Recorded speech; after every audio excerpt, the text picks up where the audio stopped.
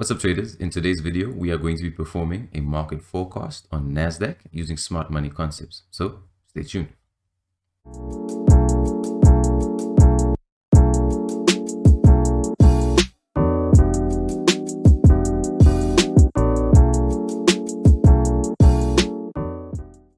So just for reference, I am recording this video on the 21st of May, 2022. The time has just gone 8:24 a.m. local time.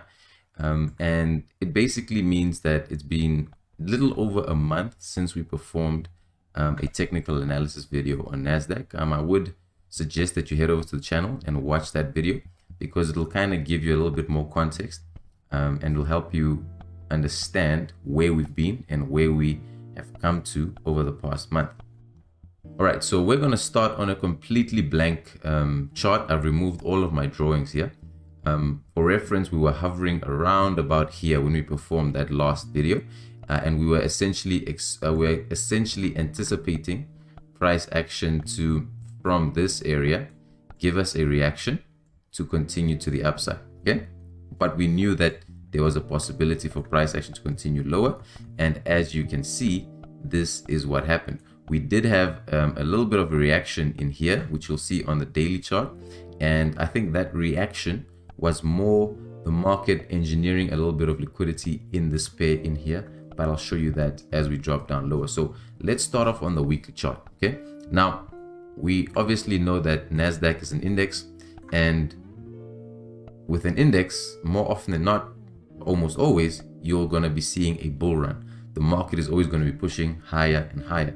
However, there will be periods where you have some retracement, some pullbacks, some corrections in price. Now, the scale of these retracements will vary. You know, sometimes you have a large one, sometimes you'll have a slightly smaller one. But we can all agree that recently we've seen a rather aggressive correction, all right? And this is everything to do with fundamentals. This is everything to do with inflation, the strength that we're seeing in the dollar, etc., right? But now, purely from a technical point of view, if we start off our analysis here on the weekly chart, we can all agree that price action here was putting in higher highs and higher lows. All right, we were pushing up until we reached this point here, and then we had a pretty strong sell-off. So what does that look at? What does that look like from an external structure point of view? After mapping out our external structure swing points, you can see that we were constantly putting in higher highs and higher lows until this point where price action reversed and took out this particular low initially. It came in to respect this low, but then we formed a new lower high, and then price action violated that. All right, so if we now focus in on price action, and if we just quickly pay a little bit of attention to what exactly happened up here, we will see that after creating this high, price action pulled back, and then we violated upwards. And what we had is we had a change of character in here. Okay, now I did make a video on how to identify a change of character. It is my most recent video on the channel, so if you haven't already, make sure that you head over and watch that.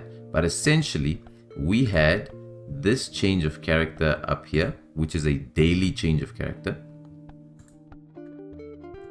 And what this daily change of character did is this daily change of character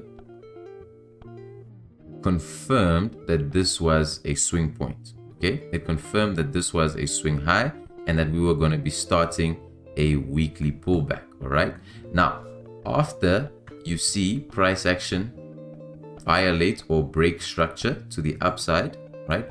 Once you see that, and after price action has formed your swing point, essentially this leg becomes your daily swing. And what that means is, once you identify this particular leg as your daily swing, it purely means that you want to be looking for price action to pull down towards your discount zone in order to potentially continue the underlying trend, right? But obviously we can see that this particular weekly pullback ended up breaking structure in here. We did have a strong reaction from there, okay, but we got overpowered, price action pushed lower, it came in to form equal lows down here, then price action pushed up, and it was at this point in the video that we did about a month ago, it was at this point that we were anticipating potentially for price action to pull into here and to give us a strong reaction to push up, purely because of the significance this particular swing point held. Because you can see as price action came down to interact with this level, we had an initial test that was rejected, price action came back, and then we had this really strong bullish push to the upside, and that was giving us a little bit of an indication that maybe we might see price now continue with that underlying bullish trend. All right, obviously that's not the case, that's not what happened. So we had now this break of structure to the downside, and essentially what this break of structure to the downside has now done is it has obviously confirmed to us that price action is bearish. And what we have now is we essentially have a floating low in here, because once this particular low is formed, which we will investigate on the daily chart, we will be looking to identify this particular leg down as our most recent daily swing, right? And then it's all about understanding that we want to be looking for high value areas within our premium zone up here in order to continue the trade to the downside, right? So we're obviously now seeing that price action is bearish on the weekly chart. Where is price action likely to reverse? Where is price action likely to pull down to before we see potential reactions to turn from a bearish state to a bullish state? Well, the easiest thing that you can do after you have marked out your swing structure, your swing points, is to identify your higher lows. Because once you've identified your higher lows, so this was obviously our bullish push to the upside, price action started reversing, you will notice that price action tends to gravitate towards these levels. They tend to become like magnets of price. And what we can do is we can just mark these levels out as potential sell targets for this particular bearish push to the downside right now, all right?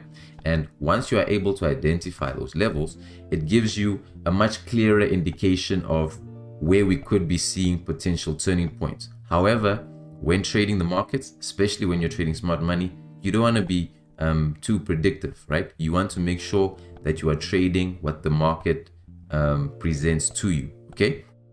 So we can obviously see that we are bearish, and we can mark out this particular bit of price action as our most recent weekly swing. Now I will mark this low out as a floating low, all right? This particular low has not really been confirmed yet, but essentially that's what we've got, all right? Now, after we've marked out our external structure, we know exactly what price action is doing in terms of trend. The next thing we want to do, obviously, is we want to mark out any significant supply and demand zones that we've either seen reactions from or that we might anticipate reactions to come from, okay? Now, the very first one that I want to highlight to you is that we have price action has come into this particular weekly demand right down here, okay? Now, it's no surprise that this weekly demand has given us this reaction. You can see the price action comes in, it taps it, mitigates it, pulls all the way up before tapping again to mitigate it, okay? So really strong weekly demand in here that price action is mitigated. So we could now anticipate that potentially this could be our new low. Remember, we've identified it as a floating low. So this could potentially now be our new lower low, and this could potentially be the starting point for a potential weekly pullback, right? So we have this really nice weekly demand area, and then on this particular push to the downside, we can obviously identify this area up here as our as our weekly supply area. Now this would obviously be an extreme zone, and the reason I would class this as an extreme zone is because if we bring on our fib tool, we can see that yes, it sits within premium prices, which would be a high value area for us to look for continuations to the downside. but it is right at the top of this particular swing. Okay. Now, while we're at it, we might as well mark out our weekly equilibrium here. Okay. So essentially what this particular line means, if I remove my Fibonacci ratio right now, it essentially means that everything underneath this level, I'm going to be looking for buys. And then everything above this level, I'm going to be looking for sells. Why? Because this is our equilibrium, right? Essentially, in order for us to get the best possible price to continue with the underlying bearish trend, we would like to be selling within premium prices. Okay. So we're done with the weekly chart. We've identified two nice targets where we could potentially see price action pulling down towards. Okay. And that is 10676 and 6623. Now listen, if price action pulls down towards here, people are going to be losing their minds, but there is potential for price action to pull down towards there because the underlying trend is bearish. Remember, just because Nasdaq has been in a bull run ever since you started trading does not mean that there aren't really good selling opportunities. All right, so make sure that you react to what the market is telling you. Now let's drop down to the daily. So from a weekly point of view, after this particular high, we can obviously see that we have some internal structure between our weekly swing points. All right, and that's not a problem, but essentially what we have is we have a push to the downside, right? We have a retracement. We create this new lower high, price action break structure in here, and now we have this floating low in here. Okay, so for Nasdaq now, as we are seeing price action reacting off of this weekly demand zone, which has now been mitigated, what can we anticipate price action to do next? Well, first and foremost, we could potentially be seeing a change of character in here, where we've seen a break to the downside, and we would now like to see potentially this high taken in order to confirm that potential pullback from a daily point of view within this particular range. It's important to note as well that our weekly range is also acting as our daily range in this particular scenario. So what we're seeing is we essentially want to be looking for buying opportunities in here, and then we want to be looking for selling opportunities in here, right? So let's focus on the selling opportunities because we're in a bearish trend. What would be high probability areas for us to look for potential sell from? Obviously, we have this particular weekly supply area up here. So we have this particular daily supply area in here that I really like. Obviously, this daily supply area is one of the zones that led to this particular break of structure. So this becomes a really nice area for us to look for sells from. It will be a high probability area to look for sells from. Why? Because it sits within premium pricing. It sits above our equilibrium. And then also another one that we can see. Now, once you've identified your areas, right, you need to make sure that that specific supply area, that demand area, meets your rules for a valid area. Okay. Now we can obviously see that we've got imbalance here, which is a good thing. There's imbalance. Another thing that is very important is that we have liquidity in the form of equal highs sitting just below this particular supply area, which is another good thing. And obviously also that this particular supply zone led to the break of structure. It led to the break of external structure. So this becomes a really strong high probability area for us to sell from. However, you need to notice as well that just above this particular zone, you've got more equal highs. Okay. And above these equal highs, within this particular weekly supply area, we've also got this zone in here. So this is also essentially a daily supply area where we could be seeing sells from, right? And this one would be even stronger because it's at the extreme and it sits within a pre-existing higher time frame supply area, right? So straight off the bat, we have two really strong, really nice supply zones where we could see price action pulling towards and then continuing with the overall bearish trend. Okay, now in order for you to trade these zones, you need to understand that from our lower time frames, from the 4 hour and 1 hour, provided we have this daily change of character confirmed, there will be a lot of buying opportunities to push up towards these areas. Right now, price does not need to. It's important for you to notice this.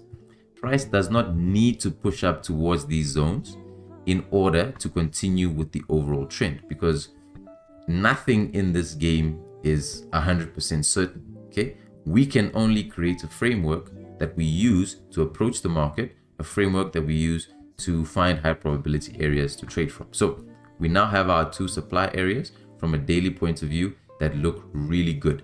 Okay, we know exactly that within here we are in discount prices of that weekly and daily swing, and everything within here on our lower time frame, we can start looking for, you know, some really nice high probability areas to potentially look for buys.